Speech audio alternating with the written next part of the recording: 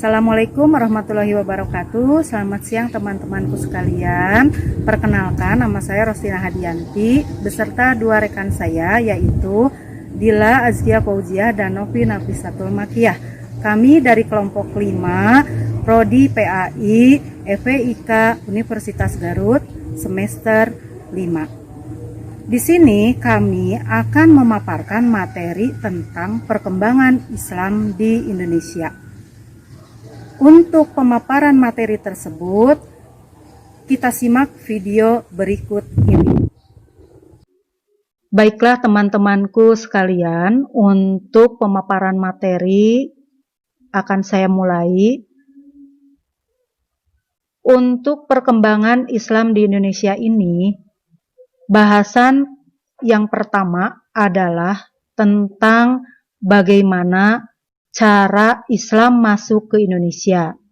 Kemudian bahasan yang kedua yaitu bagaimana perkembangan Islam di Indonesia, dan bahasan yang ketiga hikmah perkembangan Islam di Indonesia.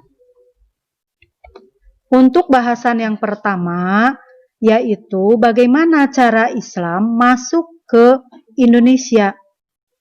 Nah, seperti yang kita ketahui bahwa Islam itu adalah salah satu agama yang memiliki penganut terbesar di dunia. Agama Islam lahir di Jazirah Arab dan mengalami perkembangannya yaitu pada abad ke-6. Nah, menurut hasil seminar di sini pada bulan Maret tahun 63, yaitu seminar masuknya Islam di Indonesia yang dilaksanakan di Medan, disebutkan bahwa agama Islam masuk ke Indonesia pertama kali pada abad pertama Hijriyah atau kira-kira abad ke-8 Masehi. Nah, menurut Uka Chandra Sasmita, masuknya Islam di Indonesia dilakukan melalui 6 saluran.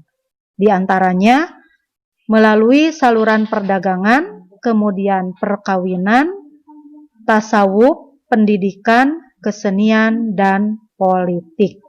Baiklah, untuk menjelaskan tentang setiap saluran akan saya ulas ya.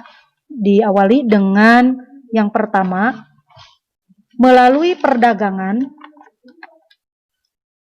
Nah, melalui perdagangan ini, pada abad ke-7 sampai abad ke-16, para pedagang muslim dari Arab, Persia, dan India turut mengambil alih bagian, khususnya di sini beberapa wilayah barat, kemudian diantaranya ada Asia Tenggara dan beberapa wilayah timur. Nah, Islamisasi melalui perdagangan ini sangat menguntungkan karena para raja dan bangsawan turut serta dalam perdagangan, bahkan mereka menjadi pemilik kapal dan saham. Jadi di sini para bangsawan, para raja tertarik untuk menjadi penanam saham dan atau pemilik saham dan pemilik kapal. Dengan demikian mereka berhasil mendirikan, dari perkembangan perdagangan itu berhasil mendirikan masjid. Lalu di sini dengan daya tariknya para pedagang bisa mengajak para penguasa di Jawa seperti halnya Bupati Majapahit yang masuk Islam, dikarenakan adanya hubungan ekonomi melalui perdagangan. Yang kedua, melalui perkawinan. Nah, melalui perkawinan ini yaitu tiada lain para pedagang muslim yang mempunyai status sosial lebih tinggi dibanding para pribumi Indonesia. Nah, para pedagang muslim ini banyak minati ya oleh para putri-putri raja dan bangsawan, sehingga antara pedagang muslim dengan putri-putri raja di sini mengalami atau terjadinya pernikahan sampai akhirnya mereka mempunyai keturunan dan mampu untuk menyebarkan agama Islam di daerah-daerah tersebut. Nah, melalui jalur perkawinan ini lebih menguntungkan apabila di sini para saudagar muslim dengan anak bangsawan atau anak raja dapat mempercepat proses masuknya Islam di Indonesia. Jadi itu ya, ada hubungan perkawinan antara para saudagar, para pedagang yang kaya raya dengan putri-putri bangsawan, putri-putri raja, membawa keberuntungan untuk berkembangnya Islam di Indonesia. Lalu yang ketiga melalui tasawuf. Nah, para pengajar tasawuf atau para sufi yang mengajarkan ilmunya kepada masyarakat. Nah, di sini sama melalui perkawinan dengan putri-putri bangsawan setempat, akhirnya para pengajar tasawuf ini berhasil mengajarkan ajaran Islam di wilayah tersebut.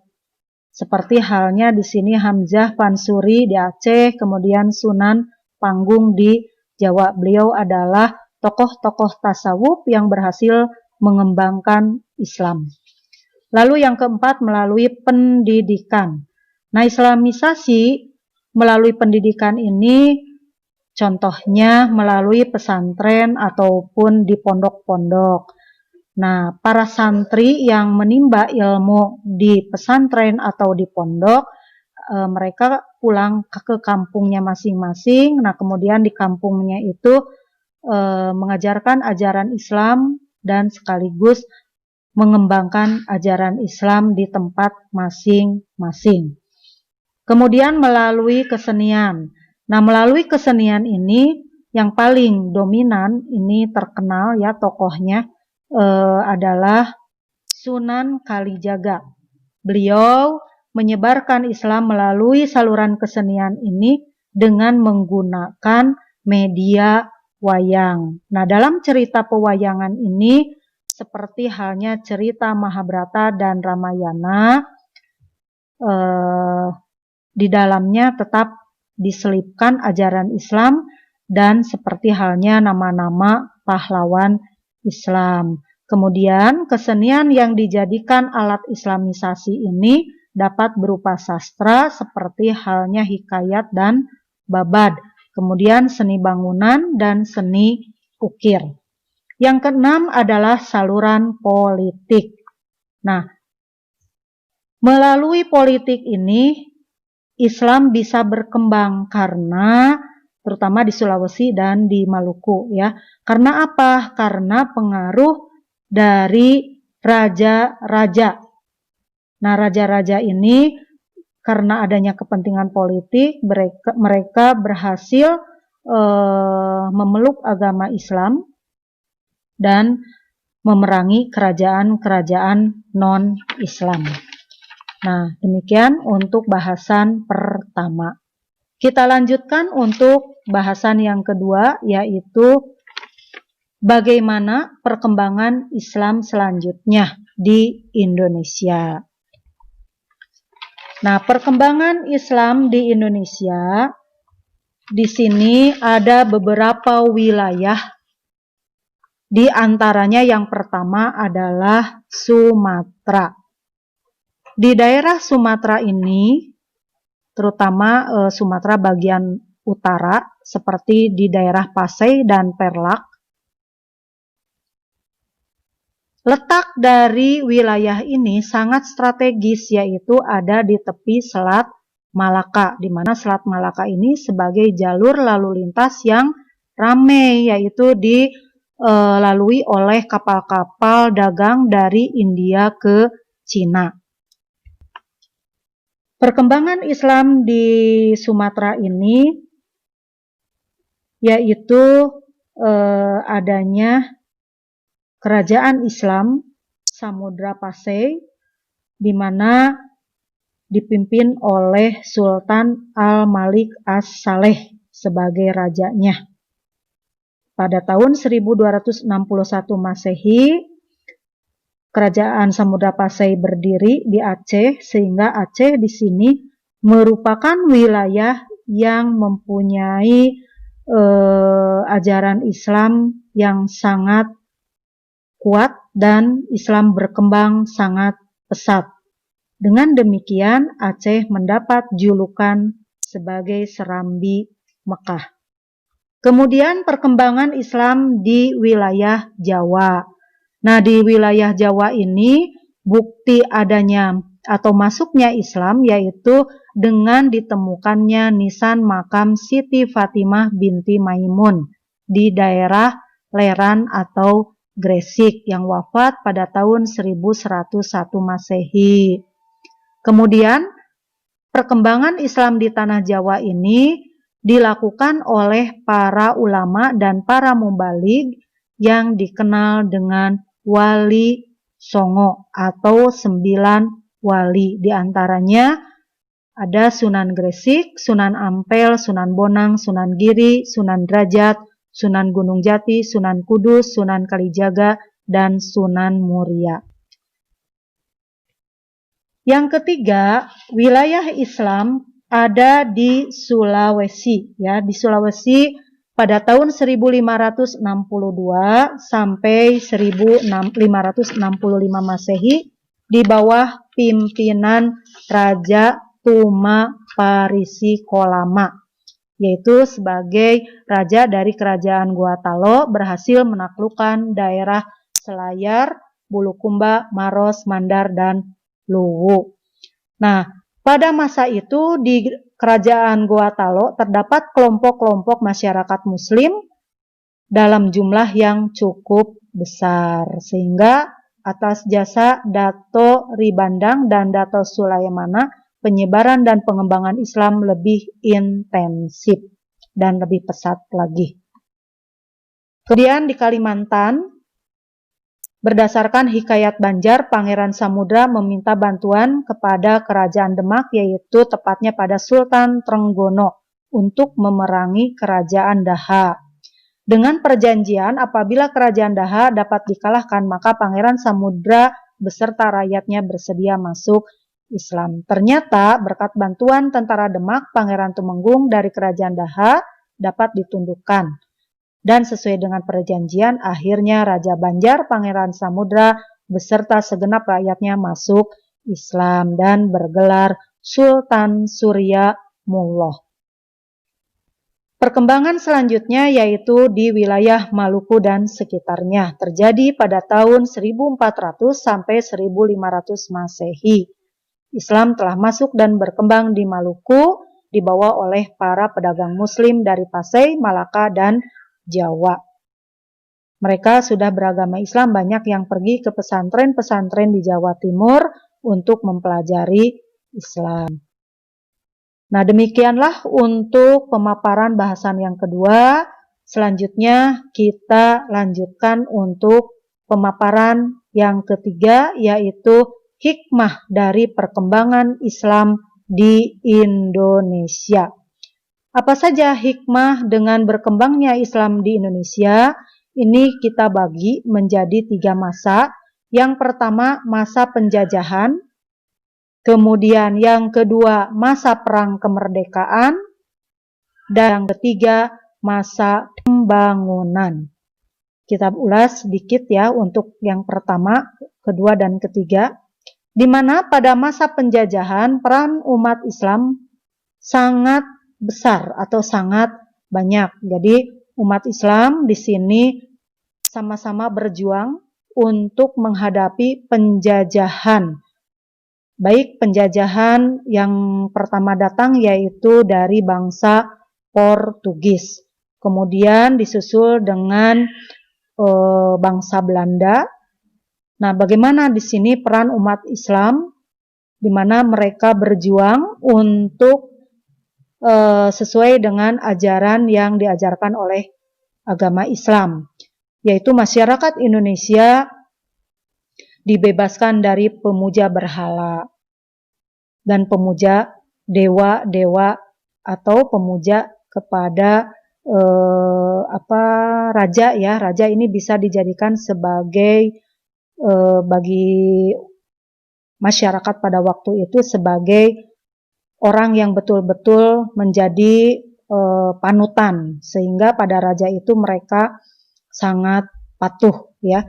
Nah, ini berhasil oleh para penganut Islam ya, para penganut Islam mengajarkan Islam sesuai dengan ajaran Al-Qur'an dan ajaran Al-Hadis, di mana tidak ada penyembahan terhadap atau pemujaan terhadap berhala-berhala atau pendewaan-pendewaan pada raja.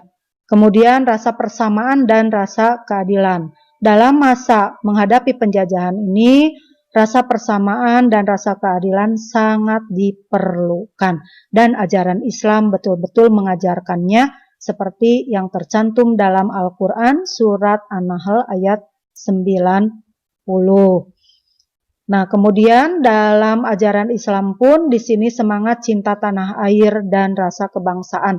Ini juga sama sangat dibutuhkan oleh masyarakat kita dalam melawan penjajahan. Kemudian semboyan Islam menyatakan bahwa Islam adalah agama yang cinta damai, tetapi lebih cinta akan kemerdekaan. Ini menjadi semangat bagi para pejuang Muslim kita dalam menghadapi penjajahan bangsa Barat. Kemudian selanjutnya adalah perlawanan kerajaan Islam dalam menentang penjajahan. Banyak para tokoh-tokoh Islam dari kerajaan-kerajaan Islam yang menentang penjajahan, seperti halnya di sini adanya para pemimpin kita dari kerajaan Sulawesi Selatan, yaitu Guatalo Bone, dengan pahlawannya yang terkenal yaitu Sultan Hasanuddin ya, sebagai salah satu tokoh perjuangan kemerdekaan Indonesia. Kemudian Lamadu Keleng, ini sebagai tokoh-tokoh Islam dari kerajaan-kerajaan yang ada di Sulawesi Selatan. Kemudian dari Aceh pun, Kesultanan Aceh, seperti tokoh-tokohnya ada Teku Umar, ada Panglima Ibrahim, ada Panglima Polim, ada Cut Nyak-Din, dan lain-lainnya. Ini merupakan raja-raja, bangsawan-bangsawan yang bersama-sama dengan rakyat Indonesia bahu-membahu mengusir penjajahan. Kemudian pada masa Perang Kemerdekaan. Pada masa Perang Kemerdekaan, di sini para ulama Islam turut andil dalam mengusir penjajahan. Kemudian mereka di sini para ulama membentuk beberapa organisasi Islam ya, seperti halnya ada Serikat Dagang Islam atau berganti nama menjadi Serikat Islam, lalu berdirinya Muhammadiyah dan berdirinya Nahdlatul Ulama. Jadi perjuangan baik secara fisik maupun non fisik dilakukan oleh para ulama beserta masyarakat Muslim dalam menghadapi perang untuk mencapai kemerdekaan. Dan yang terakhir adalah masa pembangunan. Di masa pembangunan ini peran umat Islam adalah seperti halnya di sini untuk mempertahankan kemerdekaan. Umat Islam merupakan mayoritas dari penduduk Indonesia, berjuang secara fisik ataupun non fisik, yaitu secara diplomasi, karena khususnya di sini penjajah Belanda, Indonesia sudah merdeka, mereka masih mau berdatangan ke negara kita dengan niat untuk merebut kembali kemerdekaan. Tetapi para tokoh Islam dan masyarakat Indonesia melakukan perjuangan yang tidak ada henti-hentinya. seperti halnya menghadapi agresi militer Belanda I, agresi militer Belanda II, kemudian perundingan-perundingan seperti Linggarjati, Rumroyen, KMB, dan lain sebagainya. Kemudian bagaimana peran organisasi Islam dalam masa pembangunan? Nah, seperti halnya NU, Muhammadiyah, HMI, PMII, MUI itu merupakan organisasi Islam dalam mengisi pembangunan ini. Begitu juga peranan lembaga pendidikan Islam dalam pembangunan seperti halnya dikenal adanya MI, MTS, kemudian MAN, dan perguruan tingginya adalah UIN atau pada waktu itu adalah IAIN. Nah, demikianlah untuk pemaparan materi yang dapat kami sampaikan. Semoga menambah ilmu pengetahuan dan menambah wawasan tentang perkembangan Islam di Indonesia, khususnya pada masa sekarang ini, dengan melihat sejarah ke belakang. Dan mudah-mudahan menambah rasa cinta kita dan menambah rasa semangat kita untuk lebih giat lagi dalam menegakkan ajaran Islam yang sesungguhnya sesuai dengan tuntunan Al-Quran dan Al-Hadis. Demikian tadi materi yang sudah kami sampaikan. Semoga menambah wawasan kita semua dan menjadi bekal pengetahuan bagi kita dalam kehidupan sehari-hari. Terima kasih atas perhatiannya. Billahi taufik wal hidayah. Wassalamualaikum warahmatullahi wabarakatuh.